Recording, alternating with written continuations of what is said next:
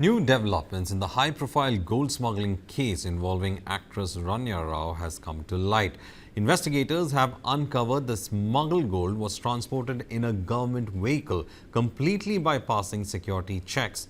As per protocol, high-rank officials are provided with two vehicles. One is for the official vehicle, which the officers use for everyday work. The second vehicle is a spare vehicle, which is used by the family members of the officer. Ranya's father, Ramachandra Rao, too has confessed to the fact that his spare vehicle has often used for picking up and dropping Ranya Rao.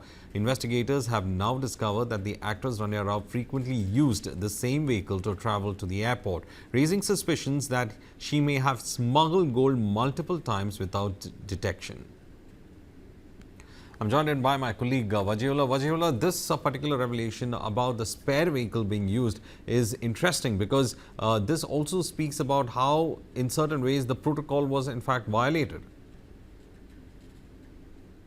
Absolutely, Varghese. These are shocking information that we have got right now with regards to the vehicle that was used. What one understands is that high-rank officials who are at the rank of DGP, IG, they are given two vehicles. One is their professional vehicle, which is used for their commute. But the other vehicle is a spare vehicle that is provided to the family members of the officers. And that was the vehicle which was used by Ranya Rao time and again. And we've also been told that the father, the DGP Ramachandra also used to advise, give the vehicle, and has also accepted the fact that the vehicle was used. Now, these details that have come out gives us a picture of the fact that Rania used to misuse the vehicles of the police officers to do her smuggling activities. In this latest information that we've got. Apart from that, we've also learned that there are other shocking details that have come out with regards to the letter that she had written to the DRI ADGP with the help of the prison department. And those details are equally shocking for this. Shocking, but at the same time, now there will be investigations looking into this particular car that is being used. So, are the investigators now going to track, because most of these cars will have to in fact register at the airport, so they'll be trying to track the days on which these cars have been used? Well, yes, now the police will be investigating and finding out the history of the vehicle that was used time and again, because these vehicles do get registered by the police on the movement of it, and that is something that they will also keep a check on.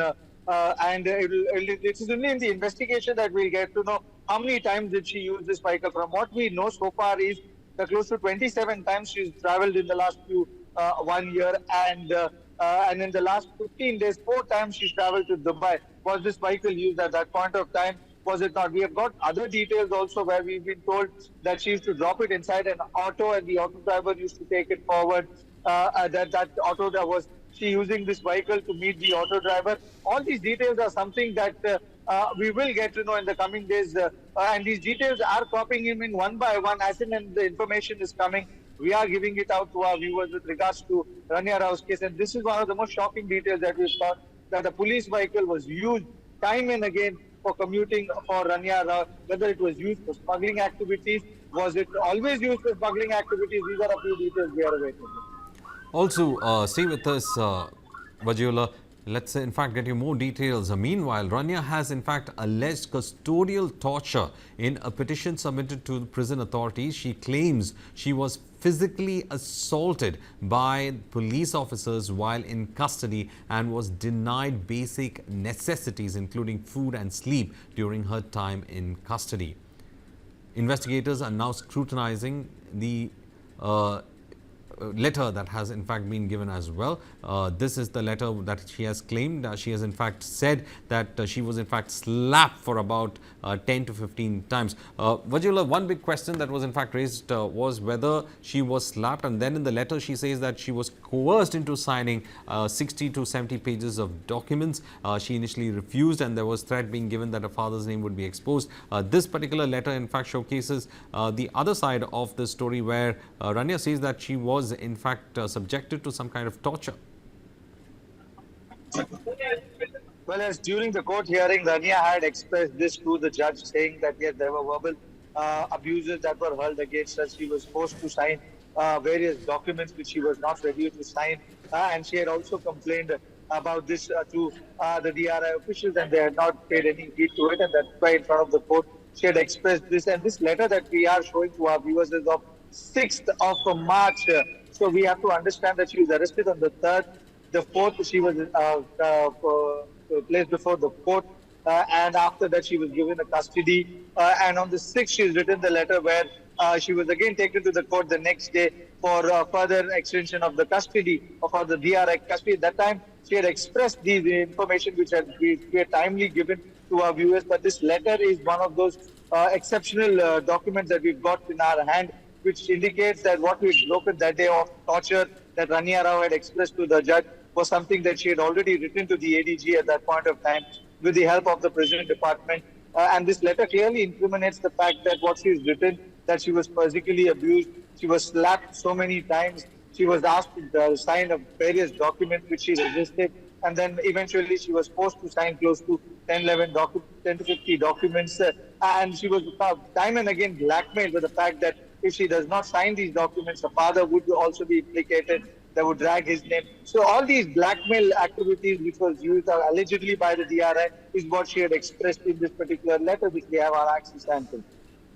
Well, also, Ranya has said that alleged, speaking about custodial torture, in the petition she had submitted to the prison authority, she in fact claimed that even food and sleep was in fact not given to her as such.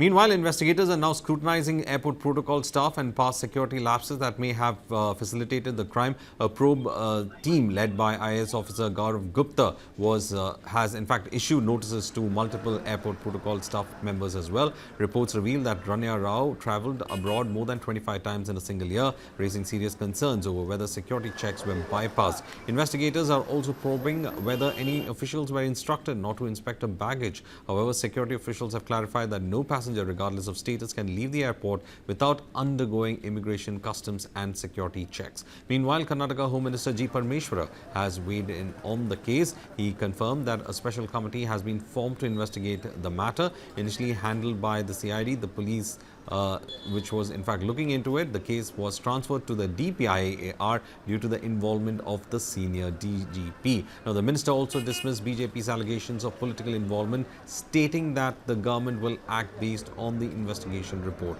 Authorities are also closely examining Ranya Rao's financial transactions. Investigators found no major banking activity in her accounts 2 years ago. However, a significant deposit of 20 lakh was made on October 22nd, 2024, triggering a series of transactions involving crores of rupees. Well, my colleague Waji was in fact giving a complete idea of how this entire aspect of the investigation was heading to.